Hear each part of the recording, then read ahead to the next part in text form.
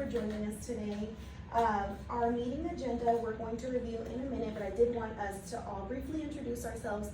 This is our committee to creating an effective walkthrough form. So in our committee, it's myself, Estrella Munoz. I am the SFS, Stephen F. Austin grad student, and then also the curriculum instructional coach for K2 here. Aileen Duran, assistant principal. Oh, Viviana Gonzalez, second grade bilingual teacher. Fernanda Valdez, 3rd through 5th math and science instructional coach. Marissa Martinez, 3rd through 5th reading ELA coach, and I'm also a parent in the district. Okay, thank you everyone. So in the agenda, if you can follow along with me, we already discussed our attendees. So our topics for today are to discuss different observation forms. So we're going to look at the form that we now use as a campus, which is our T-Test Walkthrough D13. And then we're also going to compare different walkthrough forms. So I did find a few that I just pulled offline, just so that we can compare, and then the goal will be to come up with one. So comparing the walkthrough forms, creating a new, simple, meaningful walkthrough form. Goal, I think I already said it, but create one observation form. After discussing all of these, it's going to just be a one-pager, and that one I will immediately implement and go use that form to observe a classroom teacher, and then discuss in depth the needs of the form, like why do we need this form. Our discussion for today, we already talked about that, but our look fors, what do we need to ensure this form is effective? Many forms can be in place, but we can see that some are more effective than others, and our goal is to implement one that will be effective and that teachers will grow and learn from as they see their feedback. And our number one project for today is review existing forms from our campus and some provided online, and discuss the pros and cons of each. So before this, I did want to share something that I got off of Breakthrough Principles, and it's something just to keep our minds, or to start our minds into thinking about what we can do. So imagine after observing a teacher a couple of times over the course of the school year, you call him into your office for his evaluation. Well, you say, the 2 times I was in your class this year, you called on the same students. The kinds of questions you asked did not push the students to think critically, and your students did not do well on their achievement tests. Wow, the teacher responds, I wish you had told me these things as you saw them. The school year is over, so there's nothing more I can do for these students. And a little note after that, strong principals use every opportunity to remind staff of their expectations throughout the year in onboarding activities, staff meetings, and informal conversations. So what are your takeaways from that piece there? The teacher wasn't given the opportunity to correct or improve instruction at the beginning of the year or throughout the year while the students were at school. Yes, thank you. Feedback is only valuable if it's given in a timely manner. So now the teacher might have the opportunity to grow, but they did not have the opportunity to work with those kids in a better, once they have the feedback. Thank you. Yes, and then another thing is, do we think 2 times a year is effective? What are y'all's thoughts on that? I guess it depends on how often you're seeing that. You know, like Ms. Martinez mentioned, it's only effective if it's given back within a time frame. So maybe even though they saw them only twice a year, they should go back and to talk to them or check in, maybe do a checkpoint or something. So not necessarily something too formal, but some type of check-in with that teacher to ensure that they are, using that feedback. Thank you. So taking a look at our different ones, I did want to look at the one we have in place right now as a campus, and it's the walkthrough D13. D13, what would that be? Just to explain it to anybody who's not too sure. So domains 1 through 3. So domain 1 is planning. So you look at planning. Domain 2 is instruction, and then domain 3 is classroom management. And so it's very vague. It doesn't give you the opportunity to give specific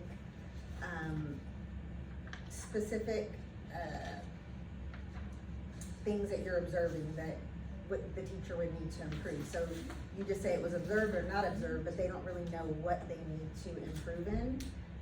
or what they can, change to, make their instructions stronger. And the other thing is, it doesn't include domain 4, and we don't even hit that till the end of the year. So let's say they're, having issues with professionalism or anything like that, that falls under, domain 4, we don't even discuss it until the end of the year. Okay, and see, so for the domain 1 planning, that one is just as teachers are prepared for the actual lesson? Just looking to make sure that, what was discussed in planning, that they are actually using that in the classroom. The technology that they're using is purposeful and it's effective, they're not just, picking something random to use, that it is something that is, research-based, something that is that is approved, and we know it's going to, be effective to make a difference. And then just making sure, basically, the planning part is just making sure everything is aligned and, they're using what was discussed in planning, but they're meeting expectations. Okay, and I do see, I think we were thinking this, observed, not observed, and not applicable. So there's only 3 things that we can, check off.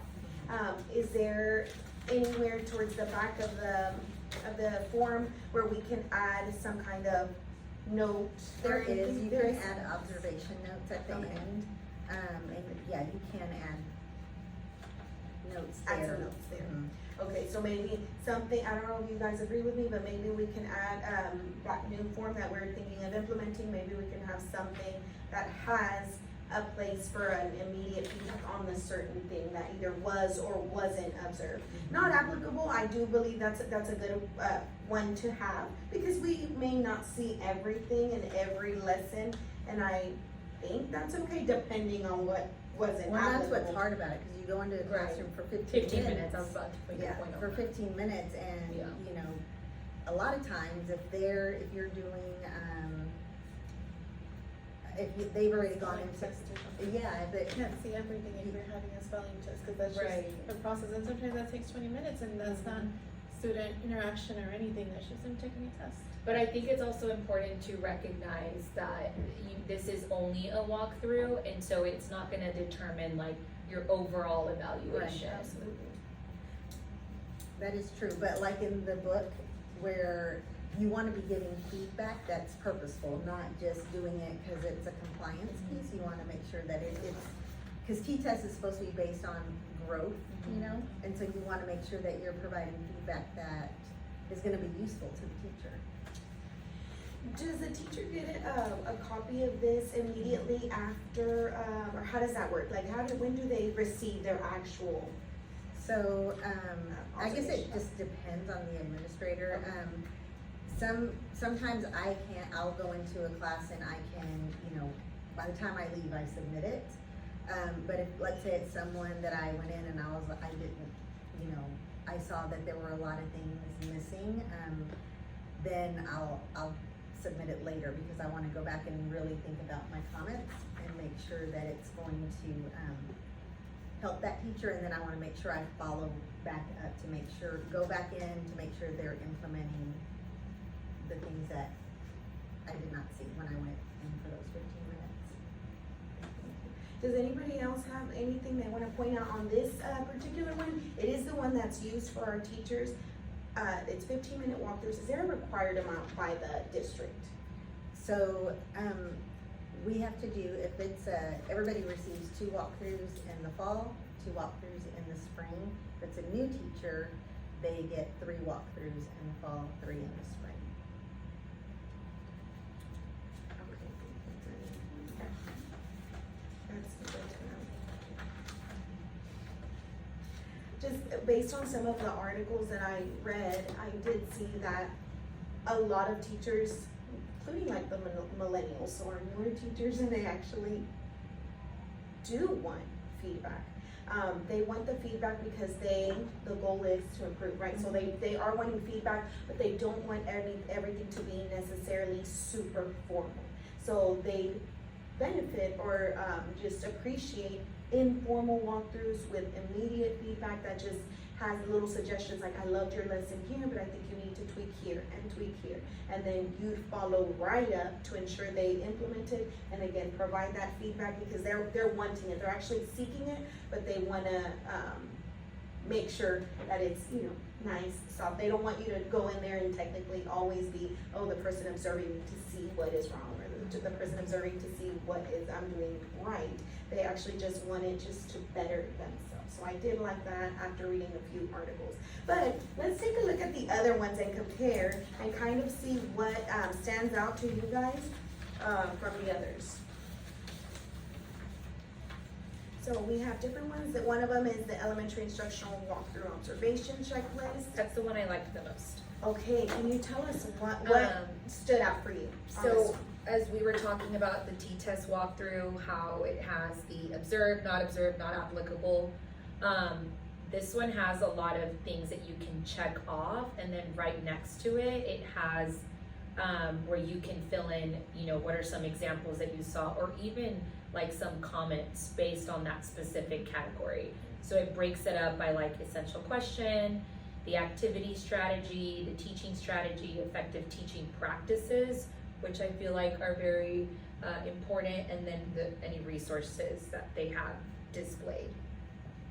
So compared to the other, this one, you check off what you're seeing, not necessarily what you weren't seeing or wasn't applicable. You're actually putting what you did see and listing examples to the side, because obviously you do several, so you can't remember everything. And having this in front of you can remind you, oh yes, when I went to go see Miss So-and-so, she was doing this and she was doing that. Is there anything we would need to add here to match kind of what our district is trying to, or to it be more aligned? I mean, you Anything could y'all are seeing that's missing? You could change, you know, edit the look fors to kind of align the domains and the dimensions that the T-test walkthrough is talking about. But this one's a little bit more, I guess, like elaborate. I don't know if that's the word. Like there's more information on there that compared to just, you know, goals aligned, integration, activities. Like these actually have, you can write down more examples of those, not just making it so broad. Yeah, and I like it as an administrator, because when you go in, this kind of gives you areas to look for, because we have a rubric that we go by, but the rubrics, you know, it's very vague. So this kind of gives you very specific things that you can look for, and then we could even modify it to the things that we're looking for on our campus. Yeah, like she said, align it to like, oh, this is like domain one, this is like here, so it could be kind of aligned to both of them. Yeah. If they actually modify this one, because this is pretty good. Or like how on our campus right now, we want to make sure that we're pushing the English language, and we want to make sure people are using sentence stems, all those type of things, like we can make it more specific to our campus. Thank you for sharing, ladies. Is there anything else on this one? So I like that what we just said, make it align a little bit more, maybe elaborate if we're looking for different things. Let's look at the other two, let's see. There is a complex one there. One of them is just called instructional walkthrough. We have one called the walkthrough form and class observation form. And I think the main point here is to pick what we best like from all and apply it, and then make sure it aligns to what we need and the standards we want to match and master. But just let me know if you see one that you. Well, we were discussing the classroom observation form one. The sections on the left just seem like, I don't know, it's not organized well. So like it gives you, like it prompts you, when it says organization, it prompts you, this would look like this. But the way it's written out is just, I guess, not user friendly. Yeah, I agree. So as an administrator going in and doing, like, you don't have time to necessarily Look through all of them. yeah, so like, Yeah. if you could do like a check mark like this one, Yeah, that and might be better. like, and then some of, like you said, like sensitivity, like how do you determine a teacher's sensitivity to gender differences, or I don't know how you would measure that. Okay, so the classroom observation form, I think it's, safe to say we don't love. No. And we actually just don't agree with some of the things it's asking you to check. It's not user friendly for the administrator. The teacher may feel in some ways attacked maybe if you come and report some of these things, like something that is, like you were mentioning, it's kind of opinion based and you can't really measure. Okay, let's eliminate that one altogether. Thank you for sharing. And that one we'll just say no. Let's look at the one that looks a little bit difficult with the depth of knowledge. It says read, write, and discuss every day.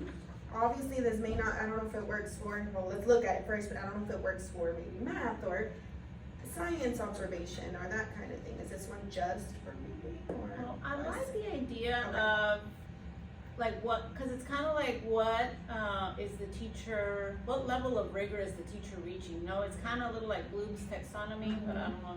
Yes. That dates me, maybe that was a little too long ago.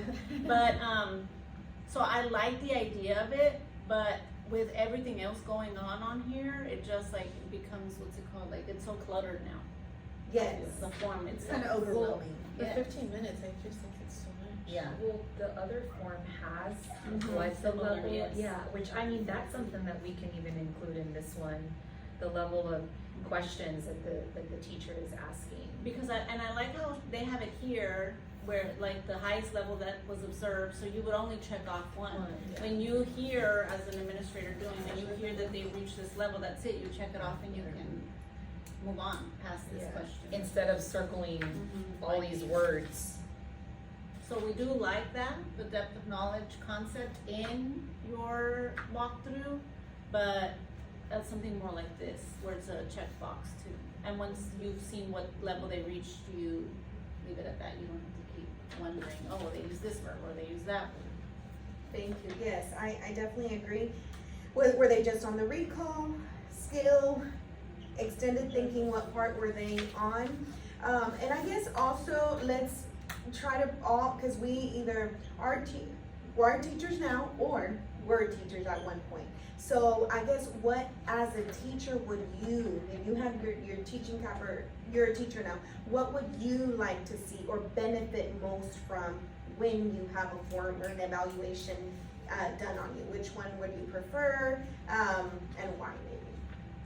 Which form? Yes, which form or what would you like to see or have somebody provide as an immediate feedback, the administrator, like what are you wanting to hear? I know there's something that is always told to, I feel everyone, even when speaking to a parent as a teacher, you wanna bring something positive from Right. whatever student you're discussing. So I always started with the positive. I feel like if you start that way, teachers will be a little bit more receptive to everything else that you say. As if you start with something negative already off the bat, I saw no blooms or I saw no this, you're going to lose them and then won't respond after that. So starting with the positive, maybe somewhere in our form we could have something that highlights what we loved in their lesson. I don't know, I'm just giving ideas out there, but Yeah. as a committee, we should decide. Well, I feel like, I understand what you're saying, like, you know, Yes. with students and with parents, we say like, start with good news, or Yes. like, see this as a success in Yes. DDI, so I totally get that. So would we wanna add it at the beginning, like if someone is Yeah. reading this, but so it would have to be a blank. Yes. Like the like little that idea. comment, those Yeah. little comments? Yeah, maybe, like a blank, like, on the positive note, or I don't know what you would title it. Right. But yes, that's a good idea. You could put comments and then change this one to, opportunities or something. Which Like one are you opportunity. looking at? So this one, the one that the elementary, Okay, if you just add an additional box to the top that says like comments, and then at the bottom, you just put like opportunities for growth. Or something, or opportunities. I like that opportunities for growth, cause that's positive, like it Right. doesn't sound Yeah. like, yeah. I learned that word. I was like, And as a teacher, I also like this, where you're giving examples, things that are actually happening in the classroom. And if I see this one, the walkthrough form, you're just checking off and it's just Yeah. And very there's no way basic. to comment. And there's nowhere to comment, like, to see like, oh, well, what else did you see in my classroom? And here, like, I feel like it's more writing, more like, oh, Ms. Gonzalez was doing this, and, right. and the classroom was doing this. So I feel like having more feedback on where you actually saw good things, the examples actually make you feel better than just seeing a checklist. and there's nothing more personal attached to it. Right. Like what my kids, what actually was going on in the classroom. Yes, and I think, so I am actually getting a lot of ideas here, because I'm thinking, the form we use now, it is great in its ways, but also not everything will be observed, and teachers may see that as a downfall, or, something they did not do. But it's okay if it wasn't observed, depending on what they're doing. So maybe they may see this as negative, when in reality it isn't. And so if we eliminate that piece altogether, we can have what we did see and still present areas of growth, but in a manner where it's delivered differently. So if they see not observed, or maybe not applicable is fine, but if they say not observed, they're already rethinking their life. Why did I choose this profession? Like, why did I go into teaching? And it may be something viewed as negatively. I don't know if you guys agree. It could be. You don't No, have yeah, to. definitely. But I was just thinking that as opposed to that. Okay, so I think that I have a really good idea of what the new form would have. But if we had to bullet and have that new plan in place, I think we discussed it's just gonna be it's gonna be called a walkthrough. I don't know if we wanna call it observation, or is that word already very intimidating? Yeah, maybe, more like a snapshot, could we call it a snapshot? What, yeah, Because it's just like a time and like it doesn't, how she said earlier, it's not gonna define your whole, evaluation for the year, but this is just like a quick, snapshot of what you're doing in the moment. I actually love that. I scratched off observation and I put snapshot form. Again, it's just what we saw in those 15 minutes. If we didn't see something, that's okay. It's not a big deal. And I think teachers would like this better. And remember, from reading and from doing research, reading articles, reading my books, I did learn that feedback is okay. It's the way you deliver it, and it's also that you put yourself in their shoes. So never take the teacher hat off, or make it relatable. They want to make sure that you're just talking to them as a colleague. That's one of the pieces I read. Talking to them as a colleague versus I'm over you, I'm telling you what to do. The goal is to make them be better. And then if they can't be better for whatever reason, then maybe they'll eventually see, you know what, this career is not for me. It isn't for everyone, and we will have those teachers, but there's no sense in losing them during the school year. And maybe they can find that out at the end, but that's something. Okay, so perfect. We have it. It says walkthrough snapshot form, and then I heard y'all say that it would be good to have maybe a comment, or I thought I liked how you said on a positive note. Oh, I okay. love that. Oh, sorry. At the beginning, on. Yes, on a positive note or something. It's almost like from the desk Oh, up, yeah. on a positive note, okay? And then we really liked this form. Would we change anything here, or how could we align this to what we have as a campus? So for this one, I think what we said, I mean, maybe some of the sections can stay, but like a lot of these down here change them to the domains. So it's what we already do, but it's formatted this way. Right, yeah. Okay, And there's some things that you can take away. I was looking at like the gradual release, I do, we do, you do. And you can insert a checklist that says like, is the instruction teacher-centered? Is it student-centered? Or teacher-student? perfect. Because I think as a campus, we wanted things to be a little bit more student-centered. And T-tests, if you know, when you look at the rubric, you score higher if it is more student-centered. Thank you for sharing that, because I think that's something teachers may have been told here and there, but if you're providing that immediate feedback, they're probably thinking, okay, I need to add a little bit, make it a little bit more student-centered. Even as coaches, I think, making it more teacher-centered, sometimes I do notice that we are the only ones speaking, or that's not the plan, but it just ends up happening that way, because maybe we're the content experts or whatever, but at the end of the day, we want them to show us that they're the experts, and then they can go and model the lesson and perform well. Guys, I would keep talking about this all day, but we are actually finished with our meeting. I feel like we have a good and new form in place, and I will definitely follow up and show y'all the new feedback form I came up with after our committee. Y'all gave me a lot of ideas and a lot of plans that I do plan on implementing, and I'll be sharing my observations and my findings after, and I can always revamp it. It's going to be editable. So thanks again for your time today. I appreciate it so much, and have a great rest of your day. Happy Friday. Thank you.